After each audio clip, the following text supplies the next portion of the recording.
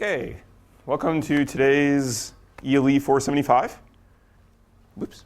So today we are going to be moving to a little bit different topic. We're going back to one of the topics we talked about at the beginning of class in lecture 3. We're going to be talking about caches. And we're actually spending 2 lectures on caches because they're really important to performance. In the, we'll say, 80s and 90s, a lot of computer architecture papers and a lot of effort were spent trying to use more and more transistors, which Moore's law was giving the computer architect, and applying them to build either bigger caches, fancier caches, more set associative caches, harder, we'll say, ways to think about caches, all for higher performance. And we'll be continuing to videotape today's lectures and put them online for everybody. And so let's start off and look at what we're doing today. So we're going to start off with a little bit of review from lecture 3. We're going to talk about the 3 C's of caches. So capacity, conflict, and compulsory misses. We'll be talking about the basic cache optimizations we had talked about in lecture 3, which are mostly kind of make your cache bigger, make your cache more highly associative, somehow to reduce these 3 C's. And then we're going to start talking about much more advanced cache organizations and optimizations we can make. So let's briefly talk about it. It's sort of a hodgepodge. And this is kind of just the nature of the beast. There's lots of little things that sort of add up to make either the cache more effective or integrate the cache into your pipeline more efficient. And this is only the beginning. We will have about 5 or 6 more topics next time. Let's start off by looking at what we're going to be talking about today. So we're going to look at how to pipeline a cache right. So one of the things we haven't really thought about when we were working on our labs is we do a write to the cache, and it just sort of magically gets stored there. But if you actually are trying to build a real cache, you have to look at the tag data, and then you have to write the data. Because you don't want to be writing something into the cache if it's, let's say, a different piece of data is in that same location. So you need to check the tag first. And we'll talk about some ways to optimize that. We'll talk about a write buffer. A write buffer is an extra data structure we can put after our first level of cache, which can hold victims. So a victim is a line or a cache block that is being evicted from the cache. And if you are going to, let's say, replace something in the cache, you need some place to put the old data, or the data that was, let's say, dirty in the cache from before. And the slow way to do this, or things we sort of looked at up to this point, is you take that line and you wait for it to go get written into either memory or the next level of cache. But if you want to go faster, you can think about trying to store it some way, place in some side structure, and we'll say write to the next level cache or write to the main memory in the background. We'll talk about multi-level caches. So multi-level caches, meaning you have a level 1, a level 2, a level 3, maybe a level 4 cache, then main memory, and why this can improve performance. We'll talk about victim caches.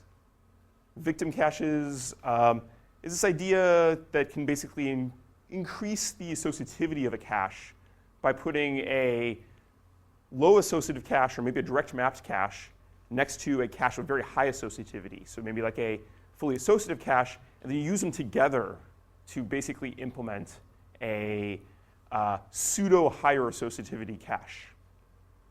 We're going to talk today about prefetching, both hardware and software. So prefetching is the act of either a piece of hardware or software trying to get data that you need early into your cache. We'll talk about how to increase the bandwidth to your cache. So up to this point, we've looked at doing 1 memory operation per cycle. Well, we built machines that can execute 2 operations per cycle. And on your exam, you had a machine which could execute 3 operations per cycle. Wouldn't it be great to be able to do 3 memory operations per cycle versus just 3 ALU operations? So how do we go about doing that? Well, we can put multiple ports on this structure but that's not particularly great for performance from a clock perspective because it makes the structure very large. So you can start to think about banking, which we'll talk about today, as a mechanism to increase the bandwidth. And then we're going to talk about a bunch of different compiler optimizations or software optimizations that the compiler can do to restructure code to have better cache performance. So this is just what we're talking about today.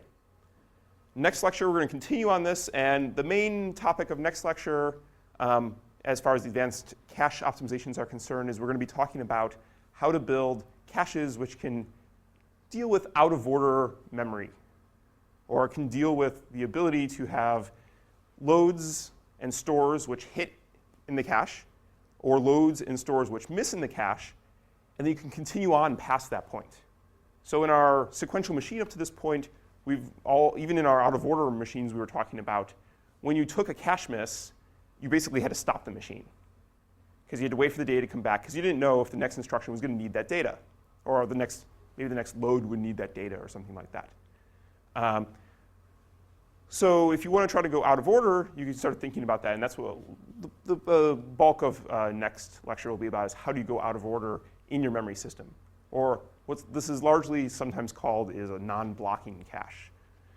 And I should point out that a non-blocking cache is actually not just for out-of-order processors. This is sometimes good for in-order processors. So if you have an in-order processor, the instruction sequence is going in order, but you don't want to, let's say, wait when you take a cache miss, you could actually have the memory system be out of order with the pipeline be in order. And that's actually a pretty common thing for people to do. OK, so here let's go look at our review. We have processor. And in our basic machine, we go out to main memory when we want to get data. Main memory is big. It holds everything. But it can be slow. So we put a cache in front of that, which keeps a subset of all the data in the main memory. And it has a faster time. And it can take something, for instance, like this example here, where you go access memory, and you have to wait for the memory to come back. And it can shrink this time. Now, if we look at the sort of average memory access, it's your hit time plus your miss time times your miss rate times your miss penalty.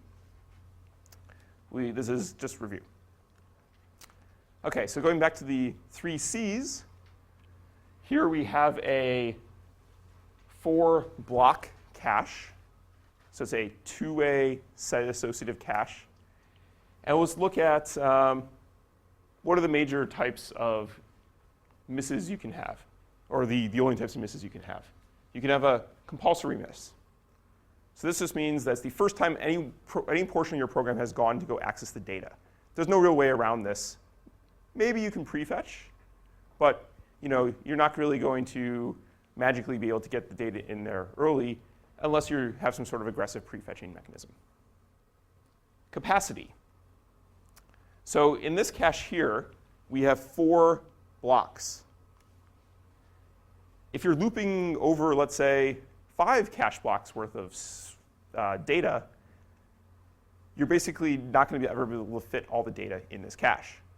Or a more common case is, let's say you have a cache that's an 8 kilobyte cache, that's your L1 cache, and you're trying to add 2 arrays, where each array is 16 kilobytes. Well, that needs 32 kilobytes of data, and maybe even another 8 kilobytes of data if you're not doing it in place for the result matrix. And it's just not going to fit in your cache, so you have capacity problems. And things are just basically going to get continually kicked out of your cache.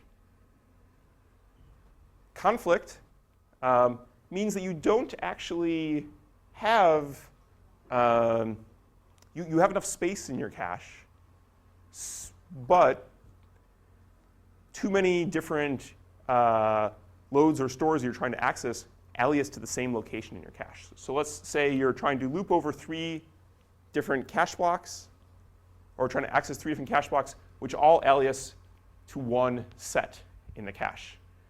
And effectively, you can only fit 2 things, and you're trying to fit 3 things in 2 spots. And this is kind of the pigeonhole principle here.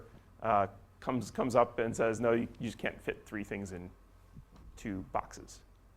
So we get conflicts. OK, so still review here. Let's take a look at one way to reduce our hit time. hit time is just the fast case. That's actually you find the data in your cache. This is the good case. But for hit time, one way to make it lower, this is actually in nanoseconds, is just to have a smaller cache or a simpler cache. So small, simple caches are, in this drawing here, we have time on the vertical axis. On the x-axis, we have different cache sizes. And the 16 kilobyte cache is faster than, let's say, the 256 kilobyte cache. So if you make a smaller cache, you can go faster. And we had seen an example of this actually in the Pentium 4 when we were talking about super pipelining. In the Pentium 4, they had a very small cache. And the real reason they did that is because they had such a high clock frequency that they couldn't put anything bigger and still fit it in one clock cycle. In a perfect world, if your clock cycle was slower, you could try to fit some bigger cache in there. So you can try to reduce the miss rate. There's a couple different techniques on how to reduce the miss rate, and this is there's the advanced techniques which we'll be talking about later. But one of the basic ones is to change the block size. As you make the block size larger, you're going to be pulling in more data. So you'll get spatial locality, and hopefully you'll be pulling in data that you actually need. So the positives of this is you're really going to have less tag overhead if you have a larger block size or cache line size. Because for the same amount of data, let's say you had a 64-byte line versus a 128-byte line, you're going to have half as much tag sort of cost or area dedicated to the tags. And usually as you go to larger block sizes, this is good for the farther out layers of your cache because you can basically burst more data in. So if you look at something like a DDR2 memory or DDR3 memories, this is the traditional DRAM technologies that we're using today, they want to actually, their block size, their line size is very, very long, sort of thousands of bits. And if you have a longer block size, you can use all those bits and pull them all into your cache in one big chunk, and you can use wider buses. Downside, you can waste bandwidth. If you have a very large block and you don't actually use all the data in the block, let's say you use 1 byte out of your 256-byte cache, you're just pulling in all this data and you're wasting a lot of off-chip bandwidth for no real good reason. And if you have fewer blocks, you're going to have less locations to put data for the fixed size cache. So you might actually increase your conflict rate. So this chart here, what we're trying to show, this is from your book. We're plotting the block size versus the miss rate. And you want the lowest miss rate possible. So if we start here with a 16-byte block or 16-byte cache size, or cache line, as you increase it, the miss rate actually goes down. But at some point, you end up wasting a lot of bandwidth because you don't have enough, the program will say does not have enough spatial locality. So you actually just end up pulling in more data than you need. You also could potentially have more conflicts. So it starts to go up. So there's sort of a minimum here. Traditionally, people have thought about this as actually increasing block size usually increases your performance for most applications. But that's up to a limit. And the reason why people traditionally thought this is cache sizes used to be sort of smaller, or excuse me, cache block sizes or line sizes used to be smaller, and they sort of started getting bigger. And then people really weren't looking way out here. But now that we look at way out here, it does get worse for some applications as you get farther out. Okay, so another way, just the basic ways we can reduce miss rate is we just have a bigger cache. This one's great.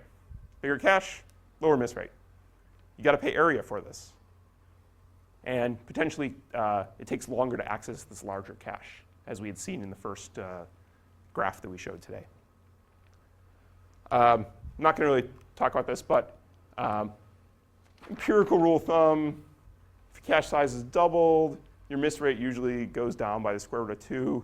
It's just empirical, people have found, but good rule of thumb to know. Same graph. tells a different story. If you go to a higher associativity, your miss rate goes down. So if we have a direct mapped cache, and we go to a two-way set associative cache, the miss rate goes down. And the traditional sort of rule of thumb about this is if you have a direct mapped cache of size n, it has roughly the same miss rate as a two-way set associative cache that is half the size. And you might say, wow, that's pretty amazing. So can I just continually apply that over and over again? It doesn't quite work. It also gets very hard to actually build very highly associative caches, because your tag check becomes pretty hard, because you have to check against all different places in the cache it could be in parallel, and that becomes hard.